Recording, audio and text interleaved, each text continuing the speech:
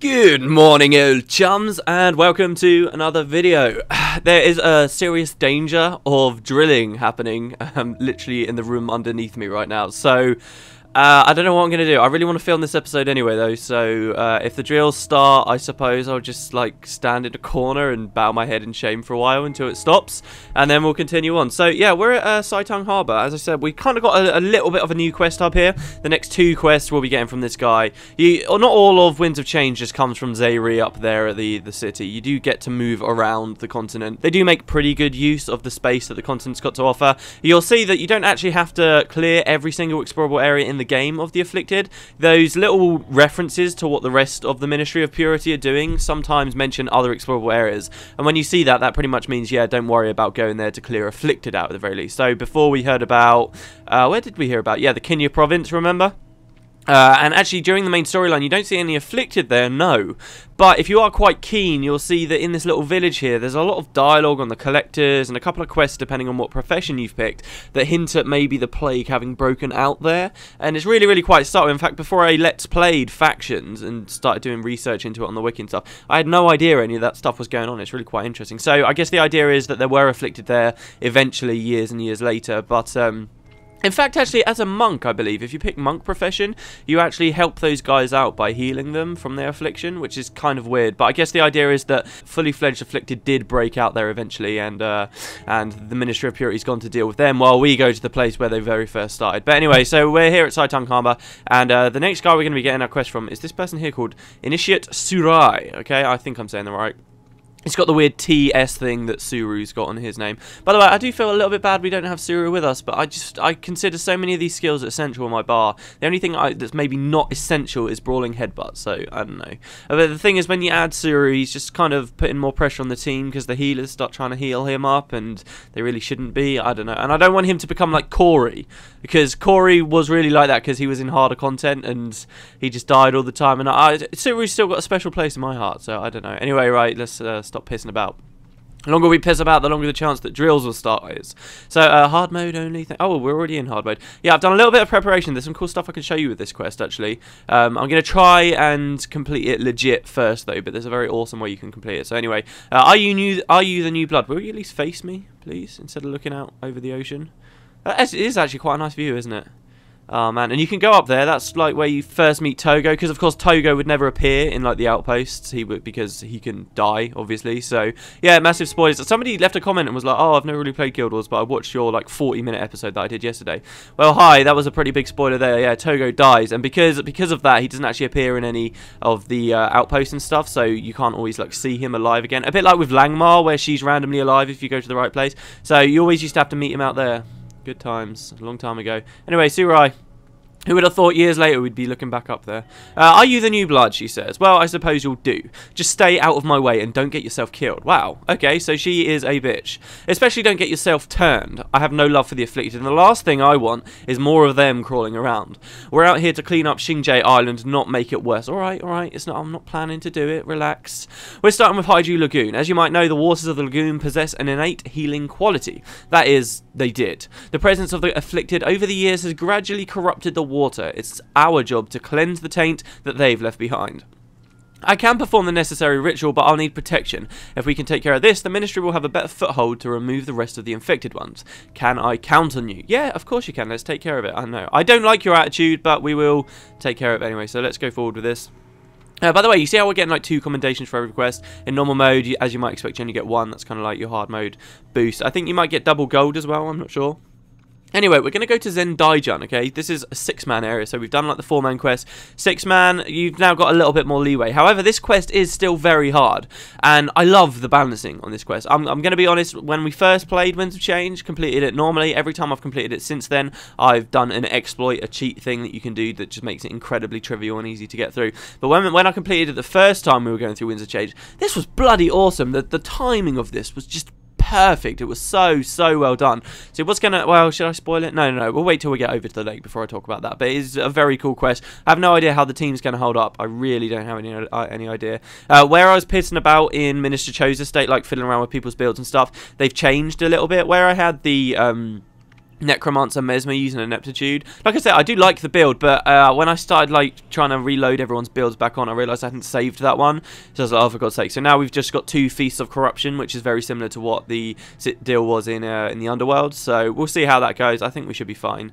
But we're going to be running on over here. I don't think... Oh, no, we're not. Before you go to... See, whenever I recomplete it, I just remember going up to the lake that they've been talking about. But you do actually have to come speak to someone over here. This village, of course, was the little village that when you were first completing factions, as you kind of went through... I love this little branch of going through factions. I just think I like any bit of the game that felt like an adventure, and whenever you like went through a deep cave and then came out the other side, that always kind of, to me, feels like a proper adventure story. I don't know. Even though that cave's not even very big, but I just always remember going from Saitung Harbour to Zendaijan is really fun. But anyway, yeah, so this was the village, like, do you remember this got attacked like mad? Actually, I think it was just down the road that got attacked. Anyway, we'll come over here, and Surai's here. Hey, Surai, she says, let's head to the lagoon, it's to the north here, and let's not waste any time. Got it? So she's all business. You know, you've got a lot of characters in games and stuff. I think even in Guild Wars we've had a few characters like that, they're just all business. They're not necessarily douchebags, they just come across as it at the start, and then sort of by the end of the game they're your best friend. Is that what's going to happen with Surai? Well, we'll see. We'll see. So yeah, we're going to be running through.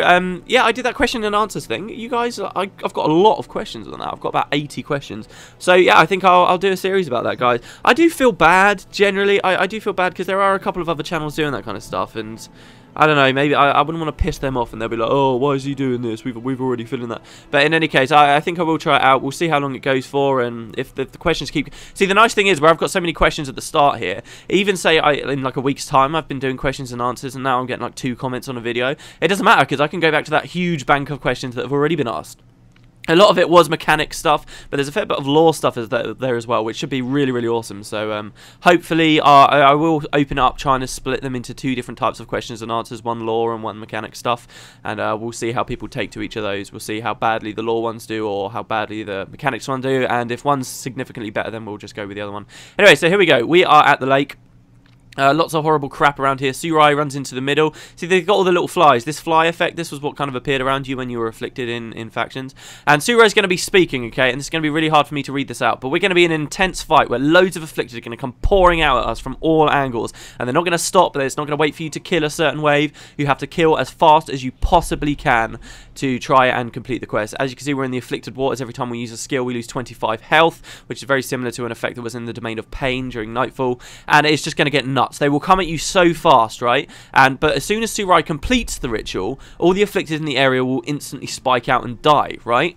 And it's balanced so perfectly that, well, this was my experience of it anyway, that just as like the last one of your characters is alive, at the very last second, everybody's about to get completely owned and destroyed. That is the moment that the ritual ends and you're just sort of left there alone amongst all these dead afflicted all over the place. It's fantastic. It really is fantastic. We'll see what happens, but I might wipe here. If I wipe here too many times, then I will just do the exploit, because that's what I'm going to recommend other people do here as well, because it is a hard one, particularly in the hard mode version of the quest. So we'll just see how it goes. Anyway, so I'm going to read out Surai's stuff while hopefully killing things. Should I be killing a monk here? Oh, fuck. We're not going to do well here. I can tell you this straight away. Oh my god, no, we're not going to do well. Anyway, I'll read out this first bit of his dialogue. Let's head to the lagoon, he says. It's just to the north of here, and let's not waste any time. Got it? Just look at what those nightmares have done. If I were given the chance, I would strike all of them from this world. No hesitation. I'll handle the ritual to cleanse these waters. I need to be... Fucking hell, we've destroyed. I need to be within the lagoon for it to work. Unfortunately, it's certain to draw out the afflicted, so be prepared. If you let them interrupt me, so help you. Even if you survive them, you'll have to face me afterwards. Wow, she's still being a bitch. In Kaijan Dawn, hear my plea. These words I give, an offering to appease. Oh, this is really cool, actually.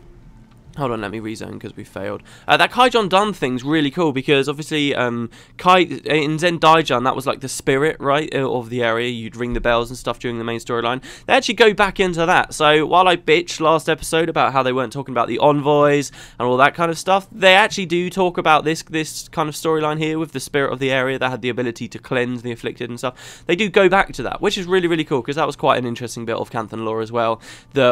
I mean, they don't really explain any more about it. They don't go into, like, the origins of the spirit or why it's got these properties, you know, specific to the affliction when really no one was prepared for it. You know, maybe that hints at the affliction having happened sometime a long time ago in the past or stuff like that. They don't really go into any of that.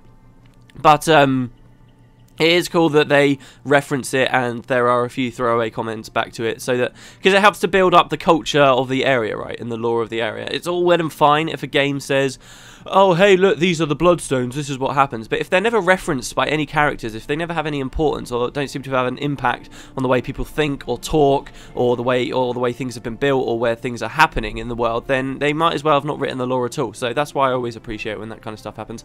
Oh yeah, over here I can show you this as well. These guys here, these are scavengers. These are the new mobs that appear when you've cleared an area of afflicted. They've got really nice improved skills. So do you remember when I pointed out that NPC before, and I was like, oh, you can speak to this guy if you want to change the areas back into the afflicted. Well, as you can see, these guys hit like trucks. Oh, we are in hard mode, so obviously they're a little bit stronger than you might be normally accustomed. But yeah, that's basically why I guess you'd want to change it back, because these guys do a lot of damage. But they're a lot more sparse than the afflicted spawns were. So where you might have 20 spawns of afflicted on a map, you might only have like 5 of the scavengers. So in general, I'd say that the world's a lot safer. Not in hard mode though, definitely not, and not if you're going to over aggro like I just did. Wow, we're really not doing very well, are we, guys? I might just jump straight to the exploit. No, hold on, I'll cut it back to the lake. And oh no, I haven't even read all the dialogue, have I? Hold on, let's read this as we walk through. So just look at what those nightmares have done. If I were given the chance, I would strike them all from this world, no hesitation. I'll handle the ritual to cleanse these waters. I need to be within the lagoon for it to work. Unfortunately, it's certain to draw the afflicted, so be prepared. If you let them interrupt me, so help you. I just read out so much that we'd already read out. Kaijan Don, hear my plea. These words I give, an offering to appease. Wow, these guys patrol all the way over here. Really? Is that just to piss you off if you've just lost against them? Brilliant.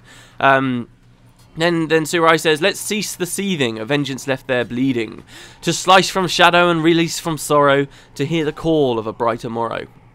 And then that will continue on. Like I said, okay, I'm going to try this one more time. I'll cut it till we're at the lake. I don't think I'm going to be able to complete it, though. I think it's just occurred to me that when I first played it in Winds of Change, that was in normal mode, and it had that, and I was in the situation where I was on my last breath just as it all ended. So I'm pretty sure my team's not going to be able to be in hard mode. Scavenger Witch. See, they've got cool names, actually. I quite like that. Brute, Shaman, Witch. I mean, there's not many threads for what they've kind of hinted at the next chapter of Guild Wars Beyond could be.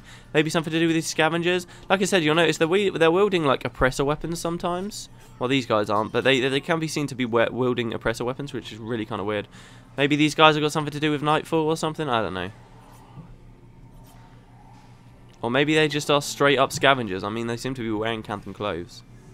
Also, do you like how they seem to have removed all of the NPCs from this area? Like, this was back during Factions time. There were loads of NPCs around here. It was like a proper bustling town. But I guess the impression that you're supposed to get now is that everyone's just abandoned the place. Like, there's still pigs and stuff in the field, but that's because they're not so easily removed as NPCs. But I think that's quite cool. I definitely do think that's what they were trying to do. They were saying, look, this whole region's become corrupted. There's this huge evil source at the lake, and it's sort of caused everyone to flee. Mind you, having said that, there does seem to be an NPC over there. And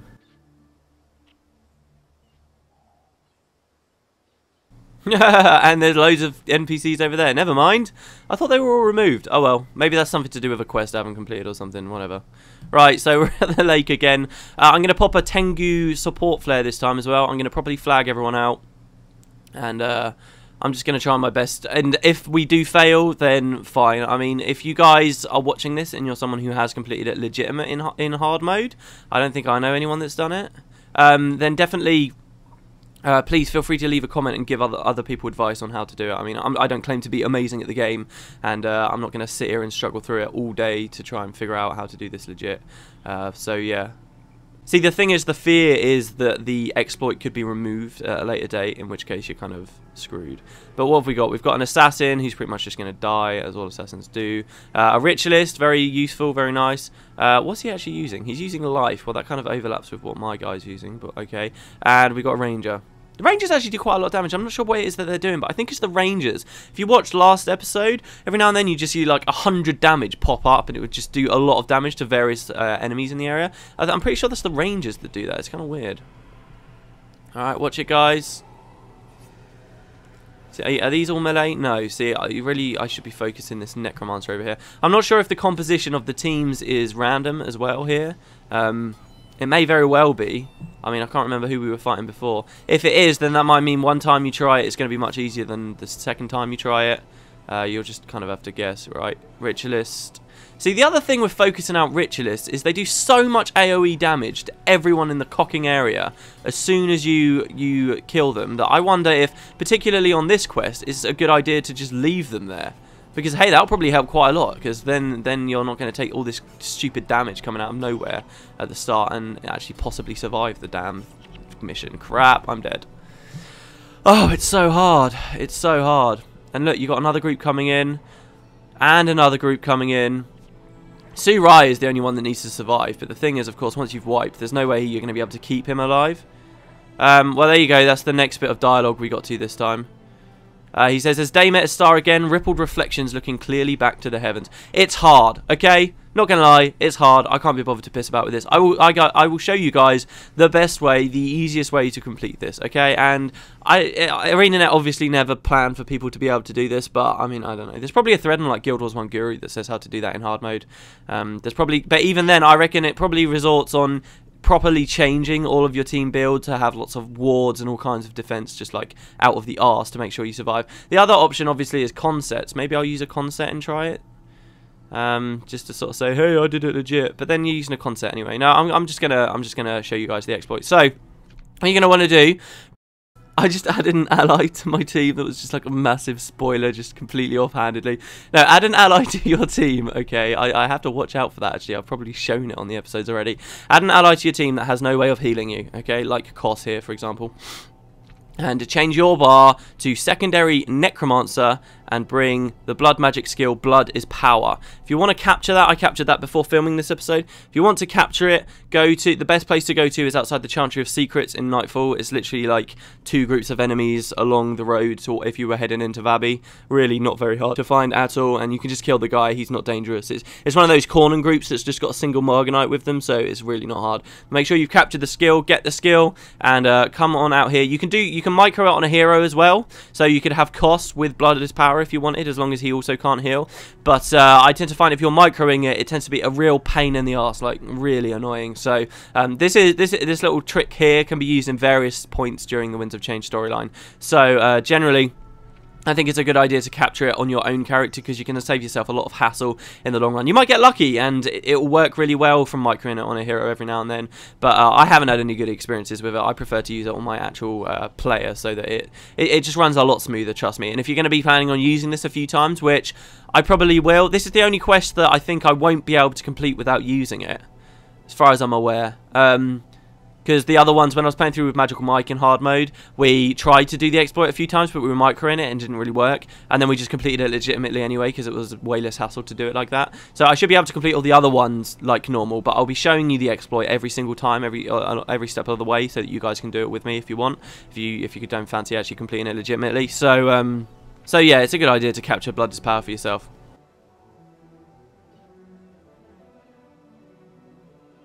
So the plan is, right, you might have already figured it out. What you're going to use is blood is power. It sacrifices your health when you use it. You see this? Like, you cast it on the ally that you've brought with you who can't heal yourself, because you can't cast it on yourself, okay? You could try and cast it on the NPC yourself, on Su Rai, but then it's also kind of annoying. I prefer to have a separate NPC that walks close to me. And the idea is you're going to be sacrificing your health, because this has got like an instant recharge, right? So you're going to keep sacrificing your health, and Su Rai is actually a healer. So she will keep running towards you to try and heal you, and what you can do is lure her away from the lake. She'll still act as if she's in the lake and continue trying to complete the ritual, but she won't be anywhere near it. All of the afflicted will spawn, but she won't be in any risk of dying, right? So what you're going to want to do is just come over here. Where is she? She's over there, for fuck's sake. Come over here. Su Rai. So you want to lower your health. I'm going to fail this now miserably. I said you're going to want to lower your health. Su Rai, heal me. Heal me, heal me, heal me. Good girl. Come on, this way. This way, please. I think I might have failed it. See, the other thing you need to do... No, this is fine. Come on, come on, come on, come on. Heal me, heal me, heal me. Good stuff. Come on. Heal me up, heal me up, heal me up, heal me up, heal me up. This is terrible commentary, but you have to focus here. You have to make sure that your health stays low. Not so low, you can kill yourself with this, so do watch out, obviously. But you see how we're luring her away? I'm cutting it quite fine here, really. But there you go, come on. Heal me up, heal me up.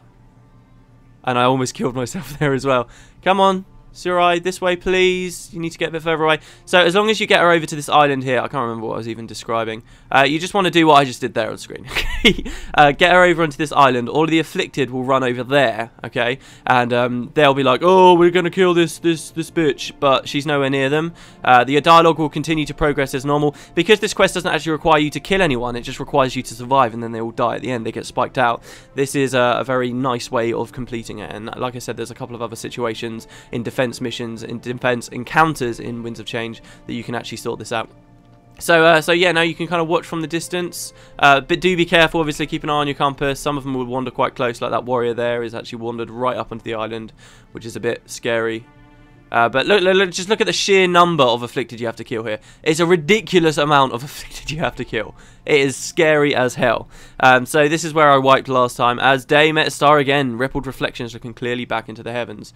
And just more and more and more will spawn for a good 2 minutes, I'd say. 3 minutes maybe, tops.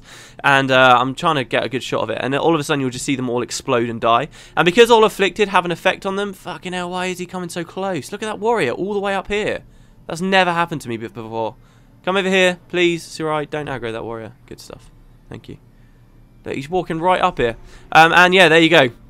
They all explode down and die, and because they all have their own effects when they die, if you were actually to be stood there somehow, like maybe tanking or something, when they all die, you would just have such a huge explosion of so many effects, particularly from the ritualists hurting everyone in the area. They just all spike out and die. Only a bone horror has survived, and she says, that did it. These waters are pure once more. Others of the ministry will handle the rest. Let's get going. These robes need to be changed. So yeah, I'm sorry guys that I kind of resorted to the exploit there. As I started the video, I kind of thought I might have to end up doing it, but good luck to you if you do try it legitimately. I mean, best of luck at all.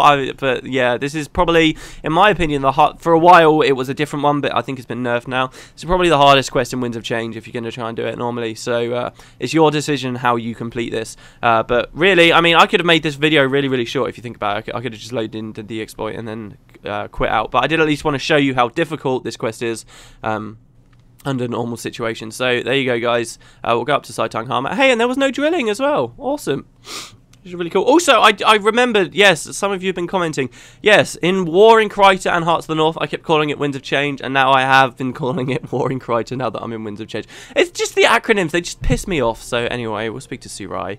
Not bad for a rookie. Forgive my pessimism, but the Ministry of Purity seems to be attracting a lot of dewy-eyed recruits these days. They have more passion than common sense, and that's often a liability. Don't misunderstand me, it's a good thing that more people are down to our cause. They just need to be honed so that they can apply their enthusiasm to greater effect. Well, that sounds perfectly fair. I love your mask, by the way. Being a mesmer, I do particularly enjoy that. So, yeah, there you go, guys. We got another quest from her. Next episode, I hope to see you there. I'm going to film question and answers, actually, in a minute. I'm going to film that, and then maybe look into doing this guild mag thing, and maybe even look into doing like a 60 seconds thing or something.